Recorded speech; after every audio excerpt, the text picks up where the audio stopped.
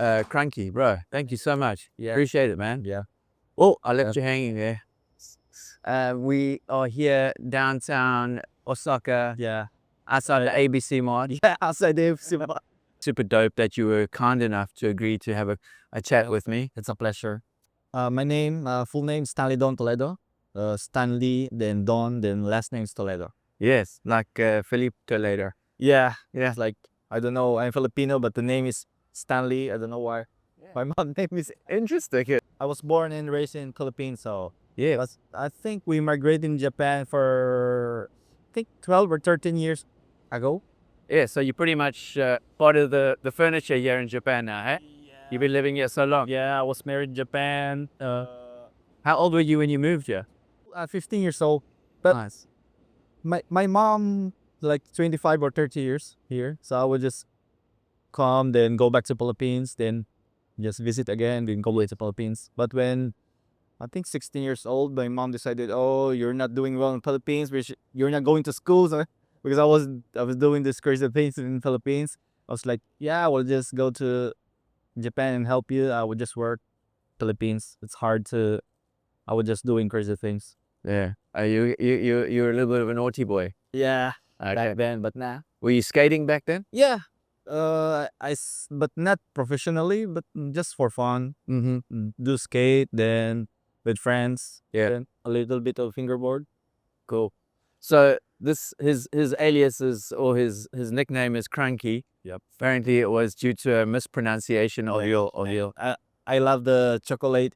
In Japan, there's a brand called Crunkys too. Oh, sick. When I first came to Japan, that was the first chocolate I ate, and it was like, oh, this is sick. I see you married? Yeah, I'm married. Okay, so when you met your wife, when she was before she was your girlfriend, you're like, do you like chocolate? Because I'm Crunky. Yeah. It's a good pickup line. Yeah. Sick, man. Crunky, thank you so much for sitting down here. We're in this neat little perfect for fingerboarding. Yeah, I think this is perfect for skating and fingerboarding. Got a nice little rail section. Yeah, and it's a stone. It's Yeah, like Albernite. Yeah, Marinite or marbles, something like that. I think after this podcast, people would say, "Oh, where's the spot? Because we need to go there and film." There we go. To say. Yeah, well, we did it first. Sorry, guys. Sorry, sir. Okay, so you'll notice something on Crunky's backpack here. This is a UAG FB little bag, but there's something in it, which is a fingerboard, skateboard, fingerboard. Crunky, we're going to get into this a little bit more a little bit later, but I'd like to go back. Did you grow up in Manila or?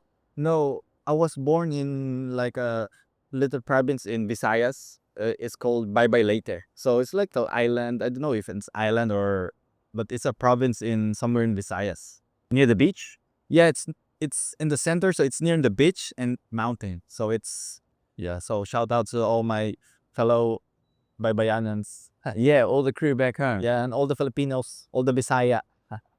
Sick. Is there a big Filipino community here in?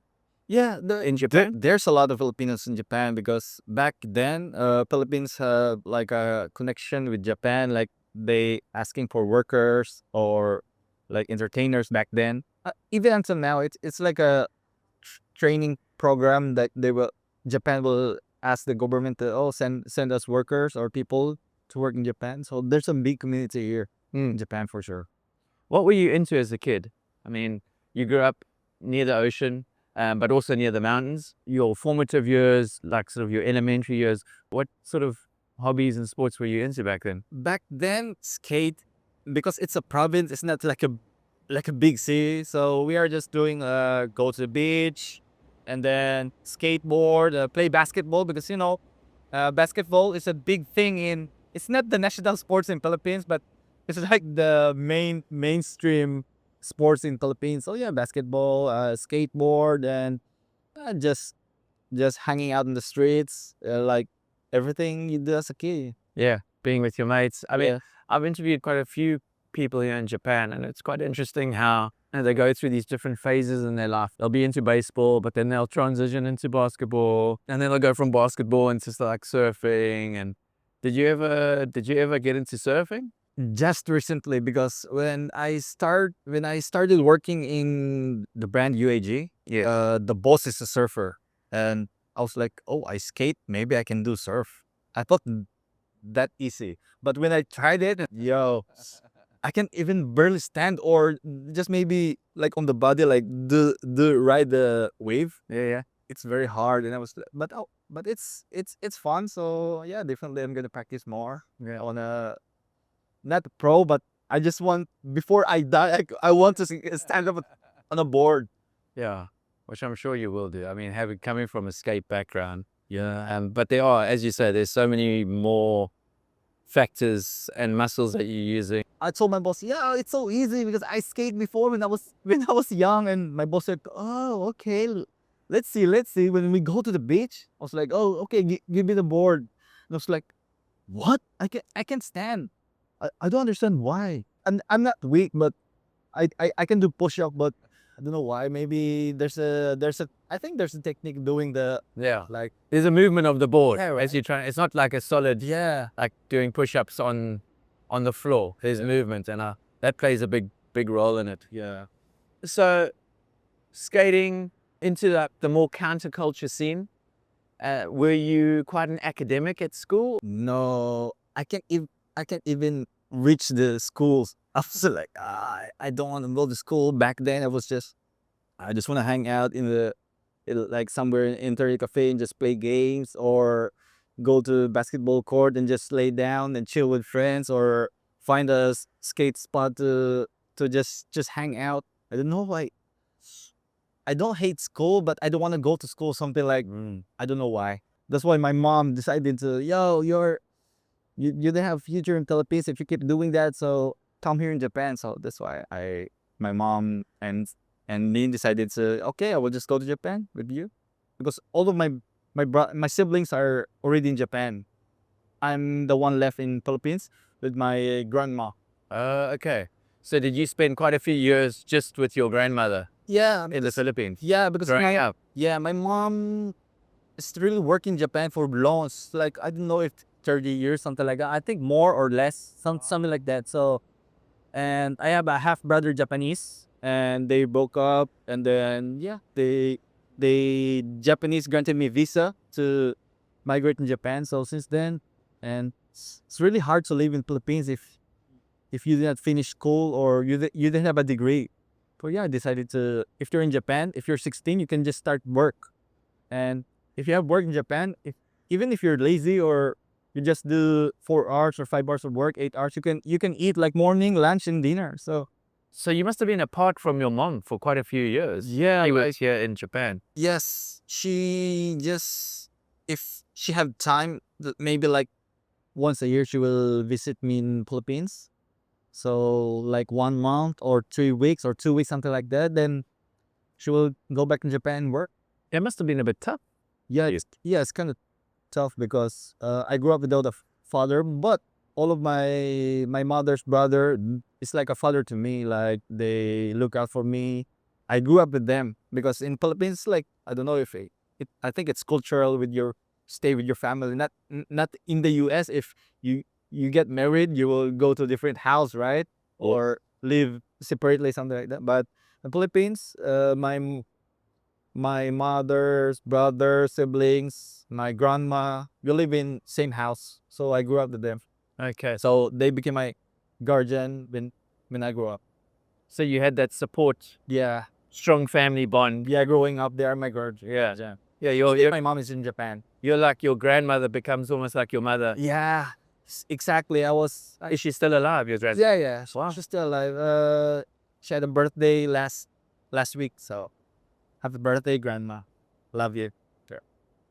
You must have a strong relationship with your Yeah, but since I'm migrating in Japan, it's hard for my grandma to contact, like, using the big cell phones. Yes. But we message a lot. Like, if she have time, she call me and I call her. So That's cool. yeah, And then every now and then, I'm sure you head back to the Philippines yeah. and visit. Before the pandemic hits, I used to visit Philippines like once a year for 1 month. I always save money. Then, of course, because it's the country that you was born. You always even if I live in Japan for how many years, I still feel homesick. I don't know why. Maybe because I live there. I was born and raised in Philippines. Even if I'm married in Japan, or half of my years is in Japan already, but still I want to go back to the hometown. Yeah, for sure. I mean, it'll always be your roots. It'll always be where you know, as a young kid, Yeah. that's like some of the most core memories. Yeah. It feels like it was yesterday. Yeah. And you'll always have that link, right? Yeah. And you'll always, like, as you say, shout out to the crew back in the Philippines, man. He hasn't forgotten about you. Yeah. Even though he's here having a podcast in Japan, living his best life. Yeah. I think Japan is a good country, like no doubt about it. It's a good, if you want to work, you can earn money. If you want to do your own thing, you can do it here. And there's even a chance that you will grow in Japan, because there's a lot of like people that will support you even if you're a stranger. If you're good in something, Passionate about yeah, if you're passionate about it, they will say, "Oh, this guy is good about, or have a passion to do this." It's like, "Oh, maybe we can support him," or something like that. So yeah, but there's no place like home, Philippines. So I just keep coming back. That's cool to hear that, because, you know, I've often heard that sometimes, as can be the case in a lot of societies, when you sort of try and like stick out too much, people kind of discourage you Yeah. from trying to stand on a box and, Yeah. and be that guy. Yeah, I think back then, that's because there's only few foreigners who live in Japan. I think back then they don't want to, like, because Japanese are not like showy people, like, Yeah. "Oh, I'm this, I'm number one." Yeah. Always like humble, like even if they knew they're number one, they were like, "Oh," they will not even say, like, in some countries they will say, "Oh, I'm the GOAT, I'm the greatest," something like Yeah, that. yeah. In Japan, even if they know that they're the GOAT, or they are the best on their category or field, they would just humble. So but now there's a lot of foreigners in Japan. I think time change. If you prefer to stand out now, it's like I think he or she is strong because she stand out, she or he expressed herself. Okay. Back then, it was like people, like, for example, fashion industry or the community or scene. Back then, there's you wear like this, you're weirdo. But now, it's a thing, if you wear this, people say, "Oh, this guy is cool," or, "Oh, this fit is sick, Yeah, yeah, yeah. cool. Yeah. Where do you buy it?" Back then, I was like, "Well, this guy's, I don't want, I don't want to be this guy, or I don't want to get associated with this guy." But now, it's like, "Oh, I think it's Especially in the bigger cities. yeah, because If you go into the countryside, I think Yeah. maybe it's a little bit more reserved. yeah." But in the, like, city like Shibuya, in Tokyo, in Osaka, nah, You can do what you want. yeah, now you can do what you want, and they will not say something about it. Yeah. You can express yourself Now. creatively. Yeah, creatively. It's one of the very reasons why I left South Africa when I was 18. So when you got to Japan how old were you? 16 when you got here? First, I was 13, and then I studied here for 1 year, and I can't barely speak Japanese, so I decided to go back to Philippines for 2 years. Okay. And then I think like 15 or 15, migrated in Japan. I was like 15, 16, something like that. So while you were back in the Philippines, you were busy brushing up on your Japanese and Nah, no, because I hate studying. I don't know why. Oh, I really hate studying. Like, you preaching to the converted. I'm the same. I'd rather read a comic and an anime. the anime Yeah. helped me so much, because anime was so big back then. Yeah. Even now, Yeah. until now, it's so big that in Philippines we have this, like, 3 p.m. or 12, but there's a time that the television will play anime movies, and they have, like, sometimes there's a subtitle, sometimes other network don't have. So I think that's the time when, so that's the meaning of that. Then I use some of the words when I migrate in Japan, like good morning, or Yeah. gozaimasu, or Well, the quickest way to learn, right? Is to just like immerse yourself, yeah, thrown in at the deep end, yeah, and then learn to swim. yeah, learn to swim. And for a lot of creatives, it's just exactly, it's like the best way to operate. Like they say a good entrepreneur is someone who jumps off a cliff and builds an airplane on the way down. Yeah. You know, I think that given your style of doing things back in the Philippines, set you up for a quicker integration Yeah. into Japanese life, I think, because you're kind of just like, hey, I don't have to learn Japanese at a Japanese school Yeah. or a textbook. Yeah. I'm gonna get into the stuff that I dig, Yeah. like anime, and just watch it on TV and then try and figure out what they're saying to each other. Yeah. I think the biggest help learning Japanese was when I started working in the factory, because there's a lot of foreigners there, and some like Brazil or Vietnam or Chinese, some don't speak English, so you are forced to learn Japanese just to communicate with them because they speak Japanese too.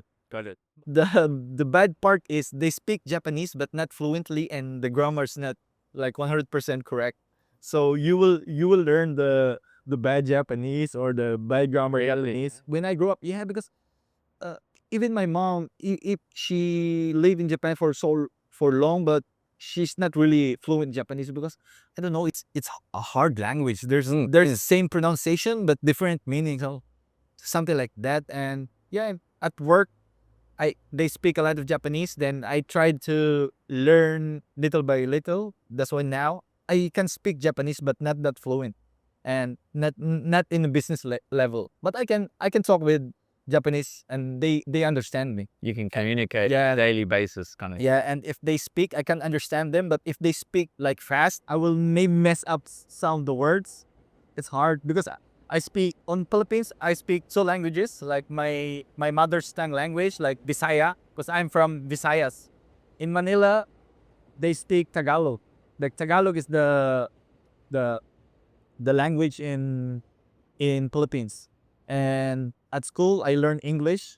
And when I migrated in Japan, I need to learn Japanese, so I speak four languages. Yeah, it's kind of hard to learn four languages. Yeah, flipping between all four, and then like remembering what language you actually need to speak at Yeah. whatever time. Yeah, just like now, I was like, when you interview me in English, and I understand you, but sometimes the English word will not come out of my mouth, because my brain is thinking if I say it in Japanese or if I say it in my language. Yeah, you're home. Tagalog. Yeah.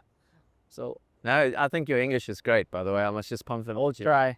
All right, so is that what you started doing when you first got here? Factory work? Yeah, I think 16 years old. I worked there for like 6 years until I go to another job, then go to another job, and go to another job, and Sorry, how old are you now? I'm 30. Cool. Yeah. Okay, so while you were working in the factory and while you were integrating into Japanese lifestyle, I suppose you were getting involved with like the counterculture community. Yeah. Still skating? Yeah, I still skate, but not professionally. Just have fun, if because I think even if you're not good in skating, or I think surf or any sports, even if you're not good at it, but if you love it, it's gonna be a stress reliever.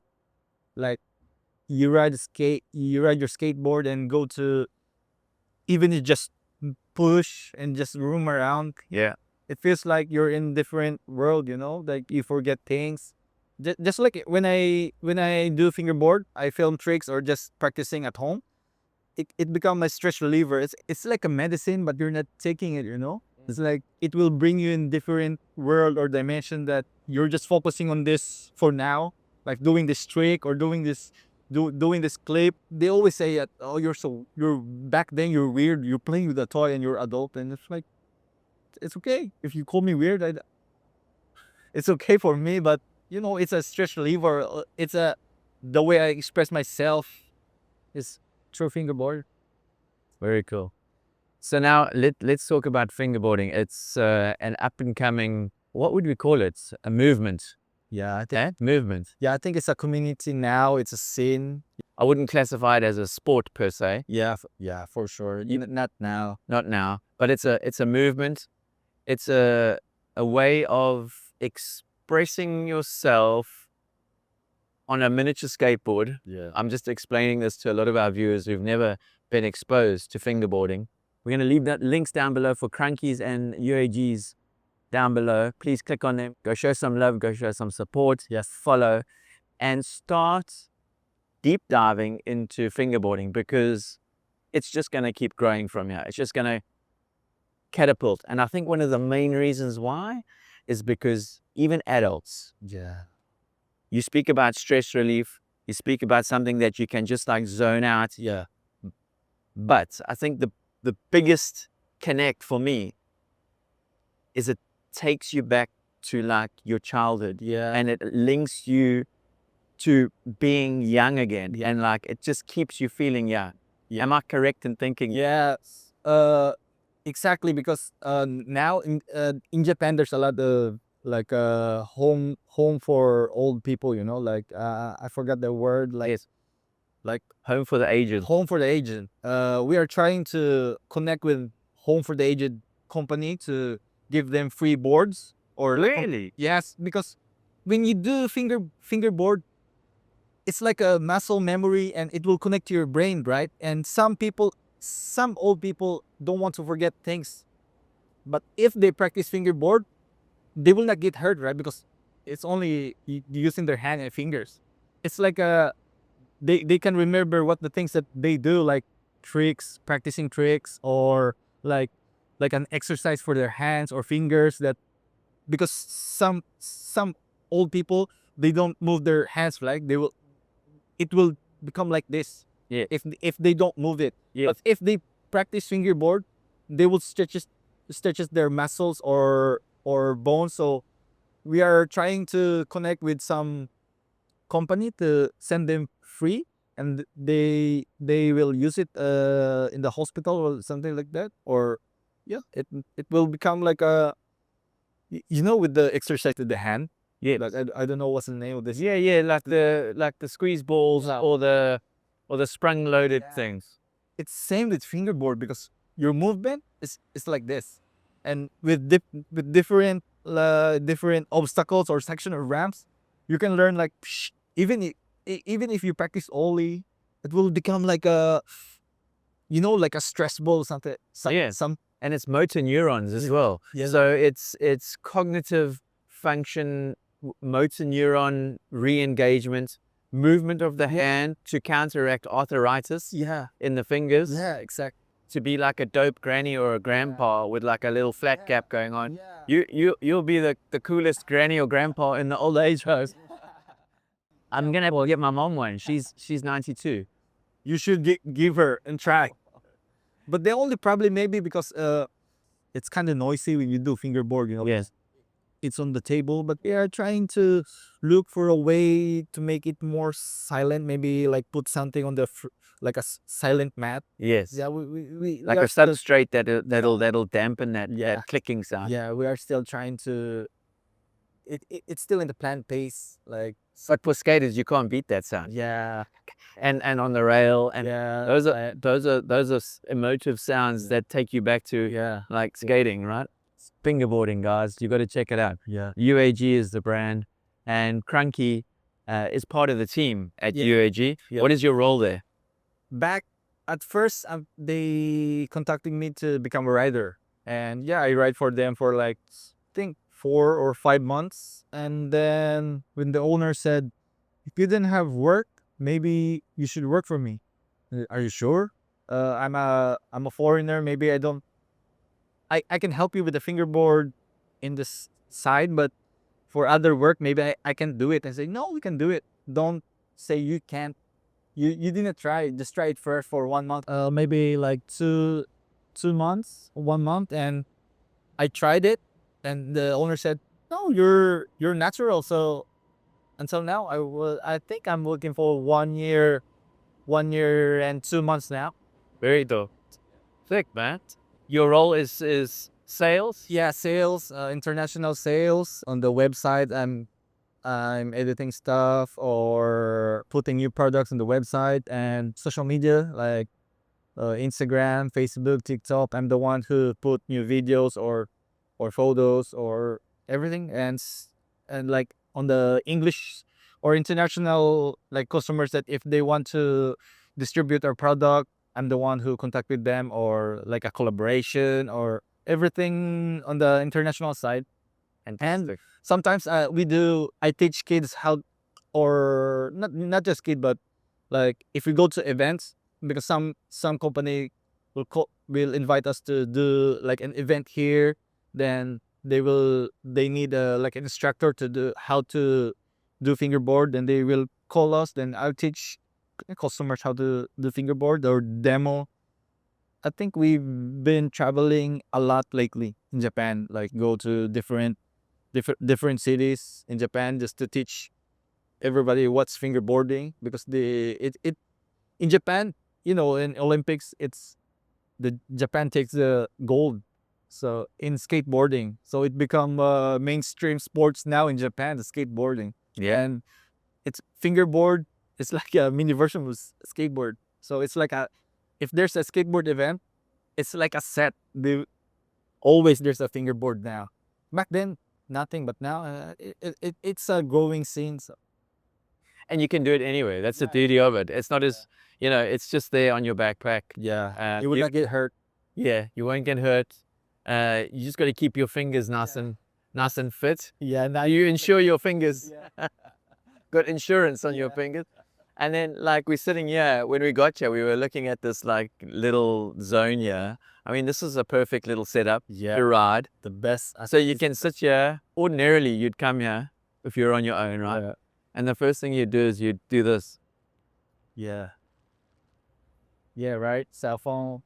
on your device. Yeah. But, if you're a fingerboarder and you get to this dope little section here, you're like, mobile stays there, Yeah. take out your board, and you're actually doing something that keeps you away from screen time. Screen time. It's doing so much for your Yeah. own stress levels. Yep. And these are all the good things about why something as simple and as small as a little fingerboard can benefit you Yeah. as a person. Yeah. And I'm not just saying that. There is real science behind the fact that we spend too much time on our mobiles. Like, well, what are you doing to counteract that? Are you reading a book? Good. Are you fingerboarding? Good. Are you sketching, drawings, doing something creative? Yeah. That involves movement Movement, right? and a different part of your brain. Instead of hanging out with your device, Yeah. I think it's a good way alternative way to do something rather than just looking at your device. Yeah. What has been the most challenging in your journey? There must have been a moment where you felt like, I've got to get out of this situation. I need to make a shift. I need to make a change. Before I get married, I was doing like reselling, like Supreme, like streetwear stuff, because it's super hype before, like different brands. I was queuing, do comping, just wait for the release, and then after that, I would just go. We go party, and I was like, yo, I cannot keep doing this. Like, go party every night or every weekend, and then in the morning, I go to work, and sometimes when I'm super wasted, I was like, when I go to work, then that's the time I think this is a bad way of life, like go party, go drink. I'm not saying for everybody, because sometimes it's good for them. It's not just good for me.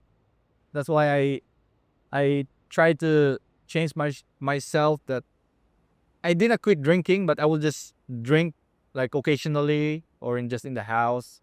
Yeah, that's it. And when pandemic hits, almost all the job stops, right?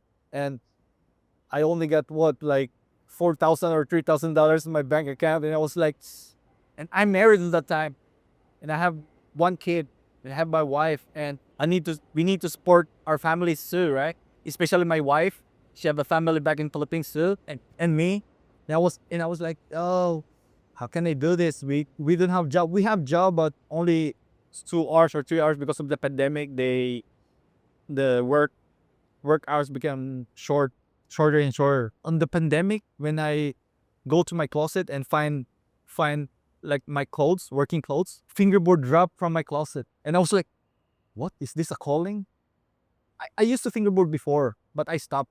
But because of pandemic, and when I searched in my closet for my working clothes, fingerboard dropped, and I was like, is this a sign that I will go back to fingerboarding? And that's when pandemic I started fingerboarding again, because back then I stopped because I think I was getting old. It's not for me. So yeah, started in pandemic. I started doing fingerboard again. Since that day, I didn't stop doing fingerboard, and it become my job now. So that's cool. Yeah, that's dope. That single moment Yeah, when it fell out and you thought like, what am I doing? yeah. It, in, I'm shocked because I'm not searching for my fingerboard. I was searching for my work clothes, and I was just like, I'm not. I didn't even know that I own fingerboard on that time. Okay. I know I have, but I didn't know that I put it in my closet, or I just know I have, but I'm not searching for it again because I think I'm a grown up. I'm a grown up man. I have a kid and I have a wife. But yeah, it just fell and so like, oh, I think there's a calling. And at that moment, did you ever dream that you would? Because I think it's fair to say that like we're sitting here on a Thursday morning. We're not in an office block, Yeah, sitting in front of a laptop or a screen or in a suit and tie. Is it fair to say that you're kind of following your own passion right now? yeah, like Did you ever think that you'd be able to kind of do that and just like do something you really enjoy doing? yeah. When I was a kid, I think everybody who do fingerboard, it's like a dream to be sponsored or work on a company for a fingerboard, or even a skateboard company that you can even become like a normal staff or like a clerk or something on that brand. I was dreaming it like back then, and when I saw the fingerboard drop, I told myself like, is this a sign? Like yo, you keep doing your thing. Like don't lose hope on your dreams back then. Like you can become a pro, or you can, if you're not become a pro, you can be like, you can work on the factory.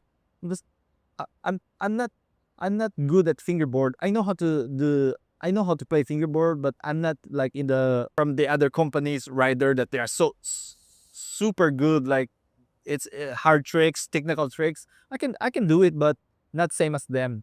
But yeah, since that day, I was like, yeah, this is a sign, and I'll try.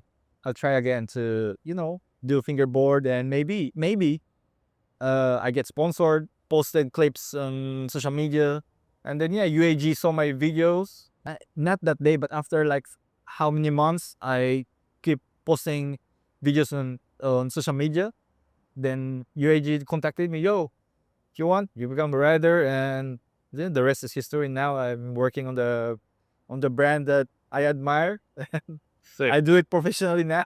shout out to UAG. Yeah, Or shout out to UAG. Shout out to Mr. Yusuke Kanda, the owner, and to all the UAG team. there we go. Yeah, it's incredible what social media actually did for a lot of us. Yeah, right. Being able to kind of put your passion out there. Yeah.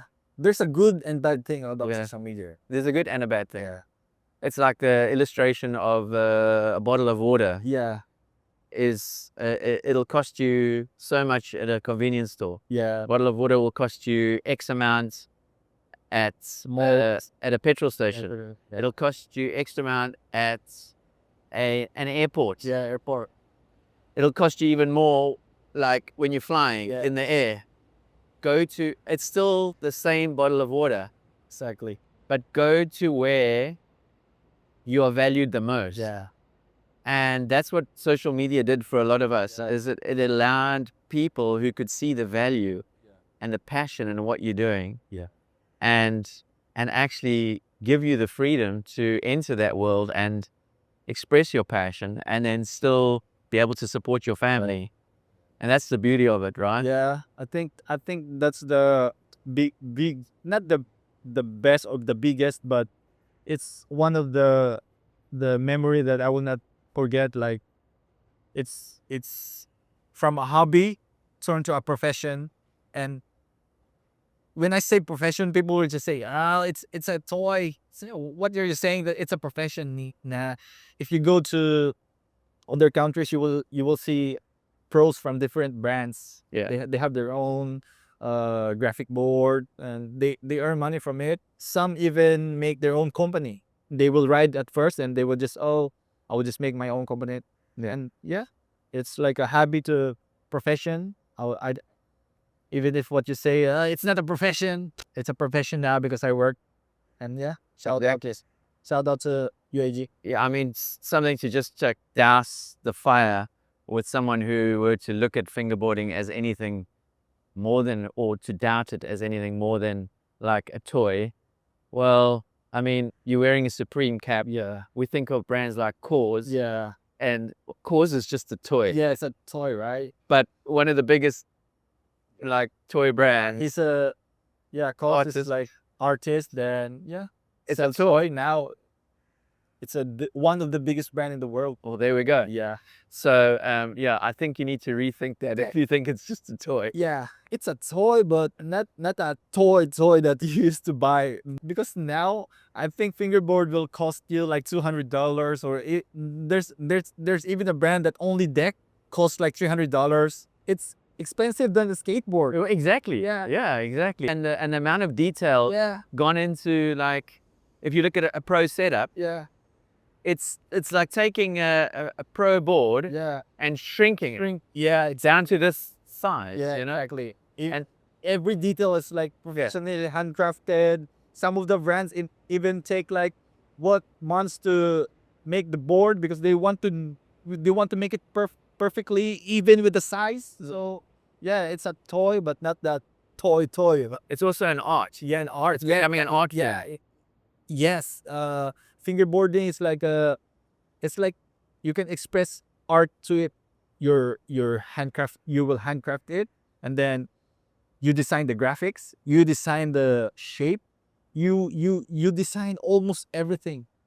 So yeah, it's art. And then you can build your own park Yeah, in your bedroom. yeah, You can't go and build your own park in your backyard necessarily, yeah, but you can do it in your bedroom Yeah. if you really want to. yeah, Yeah, there's hobby tools out there. Buy some wood. yeah. All of it is online if you want Yeah, it. even cement, you can make your own like cement park. I think Exactly. some countries here, some countries they have a public fingerboard park. Somewhere like in Germany. Yes. I think in Portugal too. Back then there's a public like a cement park in Philippines, but I think they take it down. We're trying to do it in Japan too, but it's kind of hard to get a permit to build like a public park somewhere in the city or somewhere in Japan. But yeah, we are trying to get a permit to do like a public fingerboard park. Sick. Yeah, just like a skate park or a basketball court you can see everywhere. Exciting times ahead. Yeah, it's really exciting. We are excited to expand the joy and the excitement of fingerboard. It's not really just a toy. It's a toy, but it's like you can put everything on it: art, expression, like everything, even if it's small. And I can understand why you're the right man for the job, because to grow the brand internationally, you've got a great grasp of the English vernacular, and I think that's key to communicating with international clients. Dude, thanks so much. No, thank you. For the time taken out to speak to me. It's a pleasure. You mentioned you were in used to resell fashion wear brands, and like which brands did you work with? Supreme. Yeah, I sell Supreme, Babe, like almost everything that you need to queue or you need to enter a raffle just to buy it, and I would just resell it. Because in Japan, Supreme release is always Saturday. In other country it's Thursday, and in US it's Thursday. In Japan it's Saturday. So me and my cousin will go to the store Friday night, sometimes even Thursday night, just to put our chair and camp there. Yeah, because if you don't come or go there before the release, you cannot buy anything. No. It'll be sold out. Back then, Limited release. Yeah, Yeah. the hype beast thing, Yeah. But then we come back for 16 or sometimes even 24 hours just to get a Bax logo. Or back then, like a Jordan collab with Supreme, or the Bax logo, or everything. It was sold out. It was 10 years ago. The streetwear scene was So it's super strong. super strong. Like Yeah. now, it's good for the collector and for the for the people who like the brand, because you can just go there and now you can just go there and buy stuff that you want. Not all like the Bax logo. It's even now it's still hype because it's Bax logo, or even the Stasi collab for Nike, something like that. It's really hard to get, but not not not just like before that you come there for like hours just to get a pair, or just to get the t-shirt, or even a hat. But now, yeah, it's like it's normal now. Yeah. It's good for the Yeah, collector. it's a little bit too mainstream now. It's yeah. What used to be low key dope is now like everyone wants a slice of that pie, and it's become a little bit too mainstream. I think now it's they they they elevate things like from this brand like Stasi. It's still a big brand. Supreme, Palace, still a big brand, but the streetwear guys that before they become like adults, and I think they transition to different brands now, like the comfortable one. Yeah. Like back then, if you wear New Balance, it was like, oh, this guy is like, or A6. Yeah. I think he's old, but Yeah. now people wearing dad shoes. There they go. Yeah, people I'll now put them on. people now are wearing New Balance because it's super comfortable. And even before A6 or I think Onitz Cat Tiger, something like that. But now I think they transition to different brands and different level of streetwear. They go to the high level brands like Chrome Hearts or Human Made, Yeah. or different even some maybe like the luxury, like because now the luxury like Louis Vuitton, Gucci, they're into streetwear now too, right? They transition to For sure. Yeah. And there's like such big collabs happening with like like brands like Prada are like branding snowboards. Yeah. And like, there's this like they're trying to capture a new market, Yeah. a younger market. Yeah, they want to enter the skateboard scene too, because now I think almost all of the luxury brands have the skateboard 2 model. Yeah. So I think Crazy. Interesting time. yeah, it's still big, but maybe it's not that hype anymore. That people will just stay there for how many hours? Yeah, true. Maybe they will just go to another brand, or like transition to different categories in streetwears. Dude, thanks so much for your time. It's been an absolute pleasure getting to know you, Stanley. Yeah, AKA Crunky. yeah. As I say, we're sitting was here. fun. It was super fun, super dope to meet you. And like, man, we look forward to watching not only UAG grow, but your journey. Yeah. Thank you. Again, we're sitting down here, downtown Osaka. A lot of background noise. Yeah, one of the biggest cities in Osaka, Omet. One of the biggest cities in Japan. It's got a lovely feel about it, having spent a few days here. The rivers flowing through the city. It's got a special feel. I suppose when the sun's shining as well, it adds a little bit of panache. Osaka is like one of the chill, like the region or cities in Japan, because in Tokyo it's like chaos, Yeah. but it's a controlled chaos. It's like Yes. you will not bump to each other, but No. it's so chaos. Yeah. Like it's controlled chaos. But in Japan, in Osaka, it's like chill. People are chill, just like there's a lot of people, but they're chill people. And there's a good underground street scene. Yeah. Skate. Yeah, Osaka had one of the biggest streetwear scene too in Japan, especially if you go to a place, it's like American Village. I don't know if you visited there. It's in Shibashi. They have streetwear like Supreme.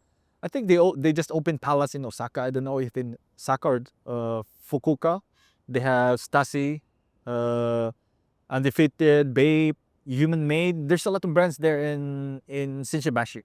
So if you visit there, I think you will see some of the streetwear culture, or even skating, or dance, or graffiti, or everything. Because that place, it's Shinshibashi. It's American Village. There's a lot of culture there, like dance, reggae, hip hop. Even if you go to another street, you will see like a rock and roll place. It's a good place. You should visit there. Yeah, will do. Thanks, Stanley. Yeah. Crunky. Thank you so much. Thank you so All much. the very best for the future. Yeah. Thank you so much. We appreciate. Thank you. Cheers, brother. Yeah. What shall we do? Shall we do this? Thank you. Okay.